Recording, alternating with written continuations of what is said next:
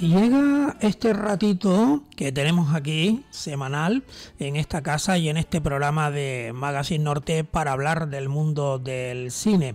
Vamos con los compañeros que comparten con nosotros estos comentarios, pues todas esas noticias relacionadas con el mundo del cine, y a veces también sonreímos porque hay cosas muy buenas también para poder sonreír en un programa como este. Y alguna vez pues nos hemos referido pues a intentar a través del diálogo, pues siempre con educación, pues para ir mejorando algunas cosas que hacen falta para el mundo del cine. En una tertulia, como siempre digo yo, cabe de todo. Vamos a darle ya la bienvenida a los compañeros que ya están con nosotros una semana más. Giuseppe Lageliu, un saludo, muy buenas, ¿qué tal estás? Hola, ¿qué hay? Muy bien, muy bien. Estamos aquí a ver qué pasa hoy, porque Sí, nunca se sabe de qué vamos a hablar. En las tertulias siempre una cosa nos lleva a otro tema y así son las tertulias, ¿no? Pero es muy enriquecedores porque la verdad, eso me lo han dicho muchos que escuchan, y a Abel también se lo han dicho, de que son temas muy interesantes los que se abordan por aquí. Don Abel Hernández Belsa, ¿qué tal estamos? Muy buenas. Muy bien, saludos a todos. Muy bien. Hoy con la ausencia de Basni Ramos, no sé si se incorporará dentro de algún ratito, pero de todas maneras está disculpado, porque ha sido papá hace poco y la verdad que en estos días a veces no coincide con el horario del programa. Ellos son directores de cine y saludamos por la otra línea al amigo Javier Marrero. Él, como ya conocen ustedes, es músico y pedagogo. Así que don Javier, bienvenido, ¿qué tal estás? Muy bien, encantado de estar por aquí en esta tertulia que se sabe cómo empieza pero nunca cómo termina. Sí, bueno, el malo soy yo porque yo siempre digo, corten ya porque tenemos que despedir el programa. Pero bueno, es verdad que a veces tenemos un inicio, pero al final nunca se sabe, como en las películas mismas, ¿no? O sea que puede que te haya gustado o puede que no, o puede que tú esperabas algo y salió de otra manera, pero así son los guiones, ¿no?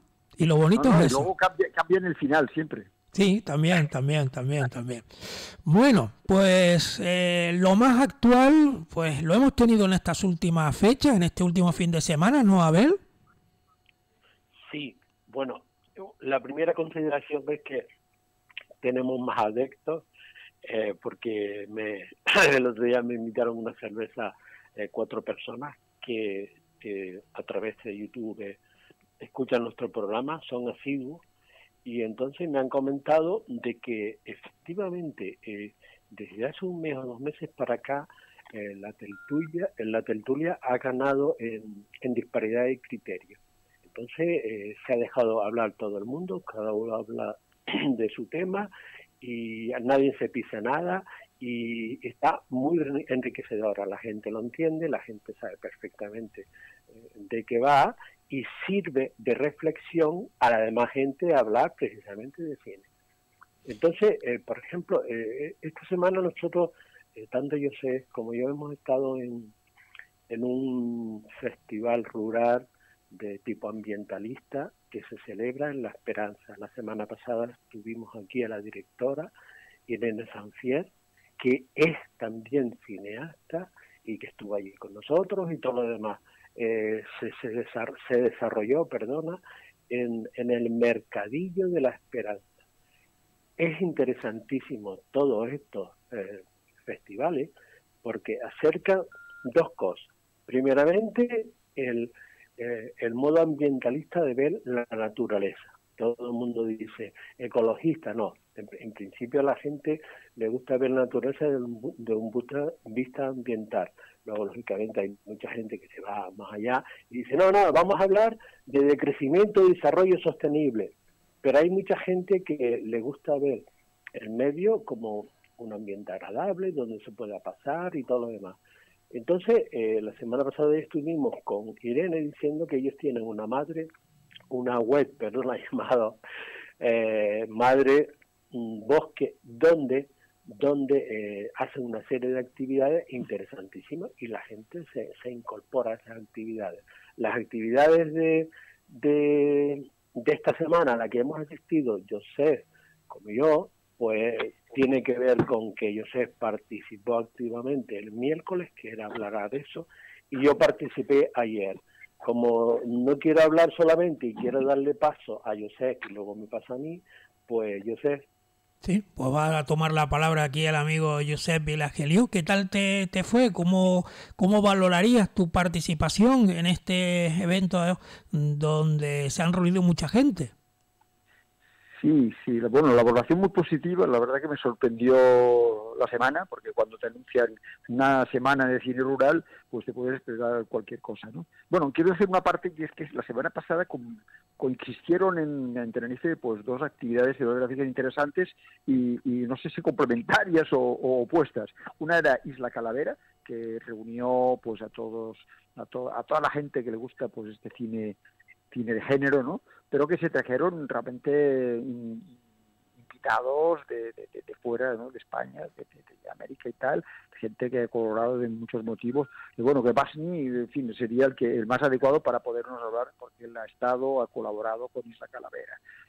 Vale, lo otro es una cosa como más alternativa, quizá minoritaria, en el sentido de que no por menos interesante, sino porque había poca gente la que iba a ver las películas y participar en los actos, pero a pesar de ello yo me vi una línea muy coherente y bueno, yo participé de una manera colateral en dos actividades que la voy a explicar ahora mismo. Una de ellas era que ese miércoles, como decía Abel, pues venía de Las Palmas, habían invitado a el interesantísimo director de cine de allí, que es David Delgado San Ginés, para que pues hablara un poco sobre la relación que ha tenido el cine canario en toda su historia con lo rural, o con el medio ambiente, o con el propio paisaje de las islas, ¿no? Que es un tema que yo también lo abordé hace años en un libro. En aquel caso era un poco la mirada extranjera, o sea, foránea, sobre Canarias, también incluso desde Sabine Bertelot hasta la actualidad. Y él pues lo abordaba pues de otra manera, a partir de bueno, como incluso los primeros operadores de cine que vinieron, ¿no? Gaumont, que venían de unos de Francia, y sobre todo, ¿no? De Francia, los Lumière, los Gaumont, que iban por todo el mundo rodando actualidades, pues también tenían los ojos puestos en Canarias, de la misma manera que eran lugares de paso, porque venían con los barcos aquellos que pues quedaban un par de días en el puerto de Las Palmas, y luego otro par de días en el puerto de Tenerife, y luego se iban a África o a Sudamérica, ¿no? Entonces ellos pues pasaban por aquí, rodaban, y luego se iban a África, y rodaban aquí también las cosas que también les parecían como absolutamente insólitas, y consideraban un poco Canarias como parte del continente africano y de costumbres un poco bárbaras. Y a partir de eso, de principios del siglo pasado hasta 1990, pues fue pasando un poco repaso a toda esa cantidad de miradas distintas, bueno, unas más distintas que otras y otras más iguales, porque, bueno, pues también mucha de la gente que venía luego aquí a rodar, pues era con otros fines, ¿no? Fines un poco de propaganda, de cadenas de hoteleras o de viajes, que lo que querían era un poco pues vender la imagen de Canarias para que luego ellos hacen sus negocios, ¿no? Pero luego también es la mirada de los propios cineastas canarios y a lo largo durante la dictadura, ¿no? Que fue todo como muy propagandístico también del régimen, y luego posteriormente, pues a partir de la muerte del dictador, pues a partir de los 70, mediados de los 70, pues bueno, hubo otras miradas distintas, como decir, bueno, aquí se ha quedado la realidad canaria muy falseada, ¿no? En la superficie, y nosotros vamos a intentar profundizar en todo aquello. Vale. Pues bueno, yo lo que estaba era un poco, me pusieron allí bueno, no había ninguna mesa, ¿no? Pero para decir algo, estábamos los dos, él era el oficiante principal, el que iba a explicar todo, ¿no? Que tardó, bueno, yo creo que batió el récord en duración de conferencia, porque tardó, yo creo que más de 3 horas lo que duró la charla, porque estuvo muy entretenido por las diapositivas. Abel también estaba de público, pero llegó un momento que también participaba por sus conocimientos, ¿no? Y yo estaba también al otro lado con otro micrófono, y entonces yo pues añadía algunas cosillas, ¿no? A veces me adelantaba y Y él me decía, ¡hey! Que no hemos llegado a eso todavía. Y entonces andábamos así, la gente le interesó mucho todo eso que se puso, ¿no? Y curiosamente, yo lo digo por a nivel anecdótico, el hecho de haber hecho estos encuentros en el Mercadillo de la Esperanza, pues bueno, también tenía un halo de simbólico, ¿no? Porque era, yo es que digo, pero ¿cómo van a hacer esto en el Mercadillo, no? Y hace un par de años hicieron una reforma en el Mercadillo, lo techaron, entonces hay un espacio interior relativamente grande donde están pues los lugares donde en los fines de semana venden los agricultores, ¿no? Pero esto lo decoraron porque ya que lo organiza una asociación que se llama La Pinochera, pues entonces llenaron todo aquello de pinocha. Y entonces incluso una pinocha como tú podías sentarte allí, como si fuese un banco, ¿no? Agradable y tal. Y un poco en plan humorístico decía, bueno, solo faltan un par de cabras allí también mirando las películas, ¿no? Esto como una película, ¿no? El decorado, ¿no? Por decirlo de alguna manera, ¿no? Ambientando aquello, ¿no? De lo que se iba a hablar, ¿no? Pero que bien. Entonces hay otra cosa, otro detalle también que me parece muy interesante, que nos citaron al día siguiente para grabar un podcast. Yo digo, esto del podcast todavía no sé lo que es, o sea, yo empiezo ya a saberlo, pero digo, ¿esto qué será? Entonces, nada.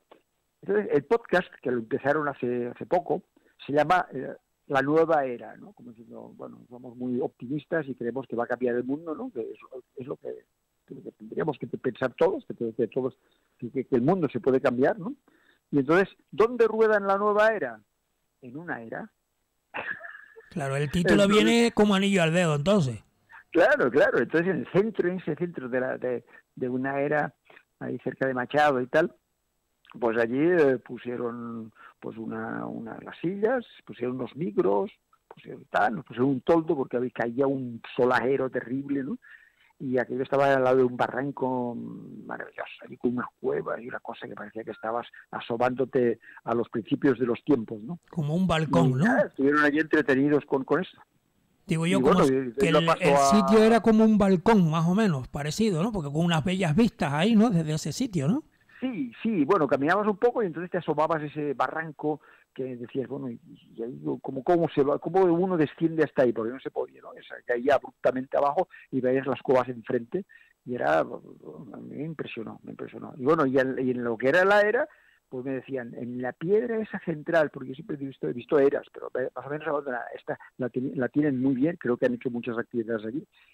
Y entonces en la piedra central, que parece que se coloca primero esa piedra y luego parte de ahí se hacen los radios y luego se hacen las circunferencias para que luego cuando hacen lo de la trilla y tal, pues aquello no, las piedras de base no se muevan, no se deslicen, ¿no? Sino que queden bien picadas en la tierra, pues están realmente con una estructura geométrica que le da estabilidad, ¿no?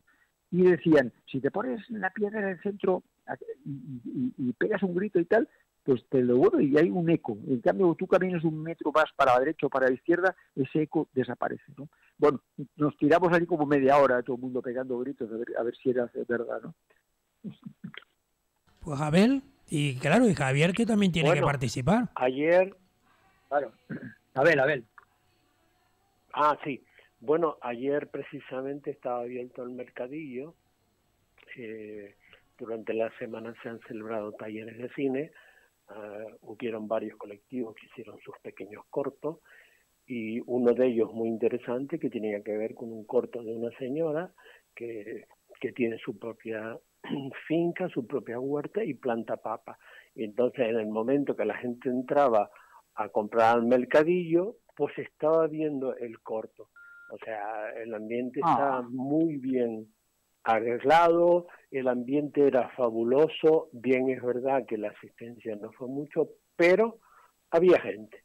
Entonces, pues ayer siguió esto y luego posteriormente pues se dieron algunas cosas más, yo proyecté unas escenas mías de los años 68-70 y fue cortito, aunque yo tenía 60 minutos, pero sacado en Super 8 en los montes de la Orotava, que tenía que ver con un estudio sociológico que se hizo en su día y que yo grabé no como cineasta, sino desde el punto de vista de apoyar la imagen audiovisual a la investigación sociológica.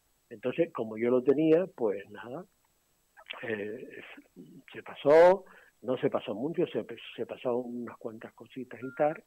Bien, es verdad que mi cine no cabe en este festival, yo soy más incisivo y el festival, muy bien, yo lo apoyo totalmente, además le seguiré apoyando, porque esto da lugar a que la gente piense primero en el medio ambiente, como mismo se preocupa por eso, que ya pensará más profundamente en la ecología. Entonces yo lo apoyo totalmente, es interesantísimo, es una semana donde la gente puede hacer cine, donde se incorporan nuevas personas. Hombre, lo interesante es que esas personas continuaran haciendo cine, que no fueran concretamente al taller ese y luego dejaran de ser cine, sino que continuaran haciendo cine, porque la mejor manera de aprender cine y que la gente te vea es precisamente haciendo cine. Yo, nada, terminó la sesión, se proyectaron algunas cosas de la Filmoteca y nada, la cuestión... Sí, sí. Bueno, hubo proyecciones así, también en el TEA, es decir, han ampliado y no solamente eran allí en ese rincón, la parte súper alta de la Esperanza, sino también había proyecciones en el TEA y otras actividades muy interesantes. Bueno, por ejemplo, en toda la entrada esa del TEA magnífica, ¿no? Pues allí pues era un escenario, pero había un grupo tocando pues música de las islas, ¿no? Y luego una invitada, una chica, Beatriz y tal, que hizo una especie de performance bailando, que fue una cosa tremenda, ¿no?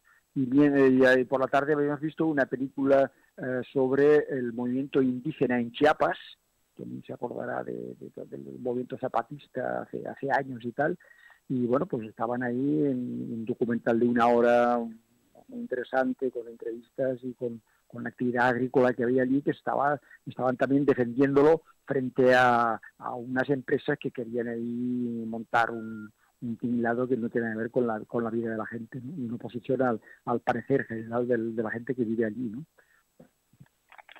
Bueno, pues también de esto hay algún apunte más para darle ahora el uso de la palabra al amigo Javier. Como nos queda poco tiempo, a mí me gustaría que Javier introdujera un tema interesantísimo, mucha gente lo pregunta, que es su relación con un grupo que en su día hizo época, que tiene un montón de CDs en el mercado y que Javier nos va a introducir, que es la banda Al Margen. Pues Javier, tú como músico y como parte integrante también de esta tertulia del mundo del cine, ¿qué nos puedes aportar en el día de hoy? Bueno, me alegro que me hagas esa pregunta, como se suele decir habitualmente en las entrevistas. Gracias, Abel, por la invitación a hablar de este tema. Lo primero que tengo que decir es que tengo un recuerdo muy bonito de una ocasión que tuvimos cuando se salió el primer disco de Al Margen, de presentarlo en una radio del norte de Tenerife. Y esa radio se llamaba Radio Ralejo. Y aquí estamos, 32 años llevamos la radio aquí. Ahí sigue. Sí. Sí, fue una oportunidad espléndida, en un momento en donde la difusión de la música respondía a otros cánones y a otras formas. Pues la oportunidad que nos dio Radio Ralejo en aquel momento de poder hablar un poco de lo que habíamos hecho, ¿no? Bueno, desde entonces hasta ahora, pues sí, ha llovido un poco, ¿no? Y he tenido la oportunidad de ir haciendo cosas. Al Margen fue un grupo que se creó inicialmente con la intención de grabar música propia. No fue un grupo que se prodigó en actuaciones, sino todo lo contrario, invirtió los recursos, pocos o muchos que teníamos, para dedicarnos fundamentalmente a hacer música, a componer música y a grabarla, ¿no? Que quedara grabada. Y claro, en ese trayecto, pues empezamos con las primeras grabaciones en Estudios Manzana, en una época y con una tecnología que sería muy interesante también comentar cómo ha cambiado la tecnología de los estudios de grabación desde entonces hasta ahora, ¿no? Y lo que fundamentalmente hicimos fue pues reunir un esfuerzo creativo de un grupo de personas que de manera no profesional, pero sí con un buen conocimiento de la música, intentábamos decir algo con la música. Empezamos con unos trabajos de estética fundamentalmente rock, pop e incluso jazzística, que proyectaron después en el resto de los trabajos, ¿no? Y bueno, y a partir de ahí fuimos evolucionando hacia formas un poco más complejas, un poco más abstractas de hacer música y de componer canciones. Y claro, en ese trabajo contábamos con la inmensa aportación de Manolo Chinea, con sus letras, que además era también el batería. Y eso nos ayudó muchísimo a ir también recogiendo pues toda una estética y todo un discurso sobre con el soporte de canción que nos permitió pues introducir toda una serie de temas. Y entre otras cosas, en el año más recientemente, creo que fue en el año 2010, no tengo por aquí ahora el disco, pero lo puedo mirar. Nosotros grabamos una canción que se llama Gaza, y es una rorró, una canción de lamento por el asesinato de una escuela donde fallecieron en aquel momento muchísimos niños palestinos, ¿no? Lamentablemente la canción ahora vuelve a ser actualidad por otras razones y por otros motivos, pero en aquel momento, aquel episodio nos llamó profundamente la atención y por eso... Sí, dejó huella, ¿no? Dejó huella. Muchísimo para nosotros, y escucharla hoy otra vez, para mí personalmente, a mí me resulta realmente emocionante. Entonces, bueno, ese ha sido muy en síntesis un poco nuestro trayecto, nuestro recorrido en esta aventura de la música.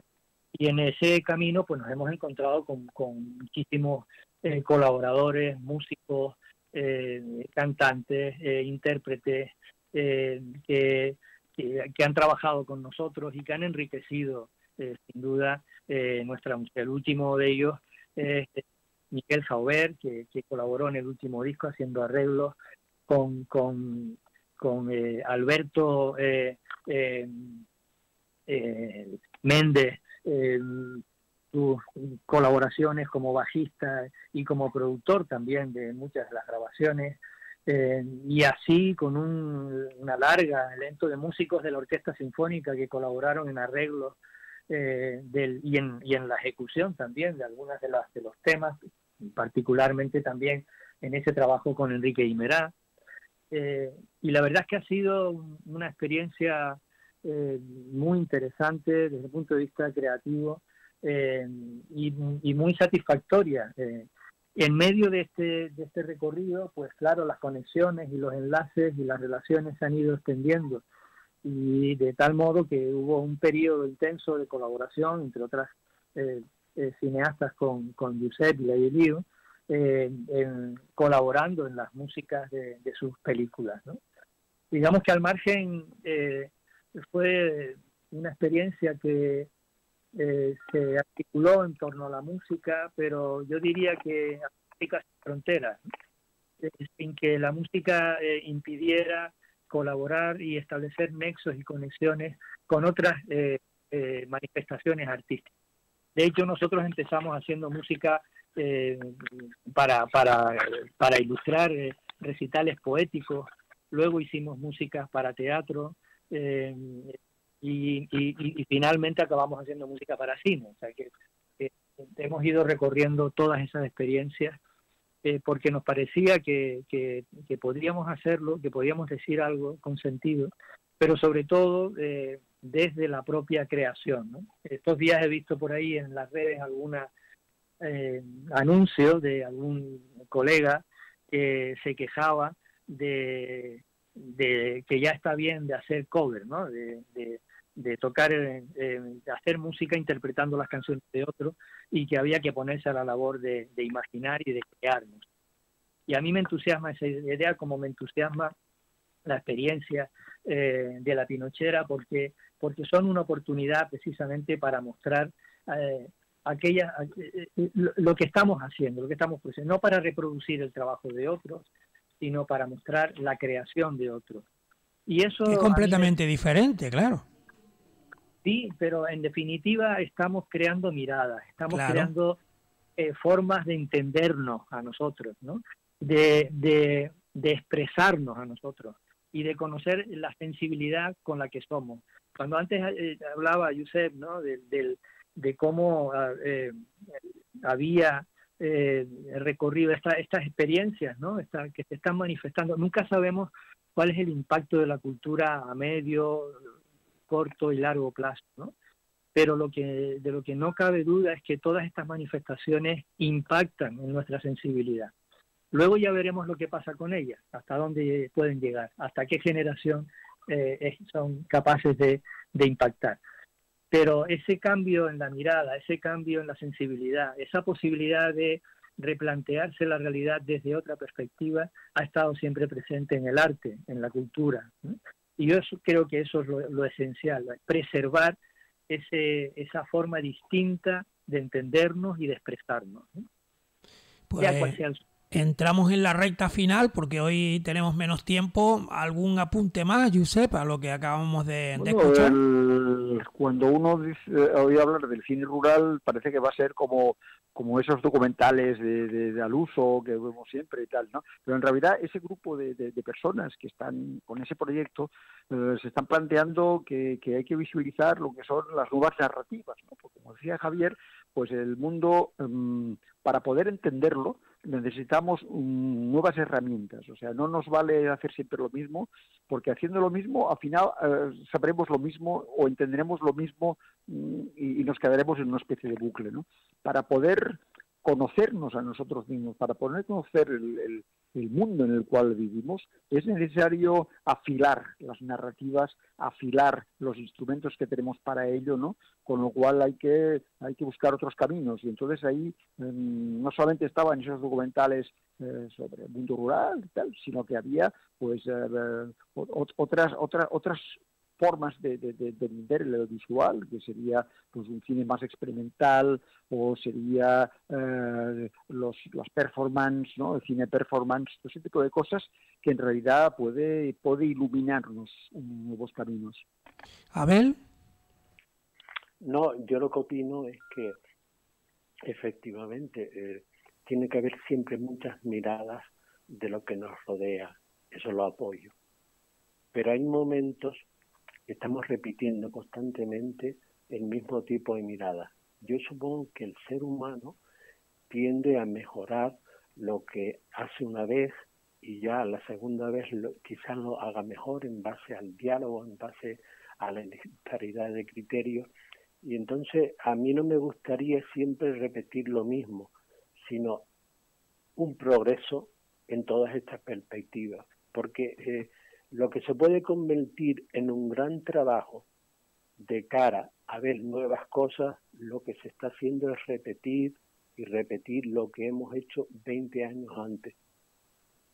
En la disparidad, en la opinión personal, en las miradas particulares, yo pienso que esa es la esencia, y sobre todo el ser humano. Pero hay momentos en que es necesario dar un pasito más en base a nuestra experiencia anterior. Pues ponemos punto y final. Javier Marrero, contigo. Pues muy bien, yo creo que estamos de acuerdo en que el mundo hay que mirarlo muchas veces en muy diversas maneras y con diferentes intensidades, ¿no? Y lo importante es adoptar el compromiso de intentar comprenderlo siempre con nuevos enfoques, desde nuevas miradas, con nuevos atrevimiento, por decirlo de alguna forma. Pues le agradezco el ratito de radio. Hoy lo tenemos justito con estos 30 minutos que ya llegamos en estos momentos, y por supuesto ya la próxima semana volveremos a tenerles a ustedes ya con un poquito más de tiempo para que nos puedan seguir acompañando. Así que Josep Vilageliu, Basni Ramos, Abel Hernández Belsa y también, bueno, Basni al final no ha podido llegar, pero bueno, también lo tenemos siempre presente con nosotros, y Javier Marrero. Muchísima suerte y hasta la próxima semana, ¿les parece? Fantástico. Venga, un abrazo para todos. Un abrazo a todos. Un abrazo y ya yo me despido, ¿eh? Un abrazo y hasta la próxima semana, ¿de acuerdo? Dale, hasta ahora.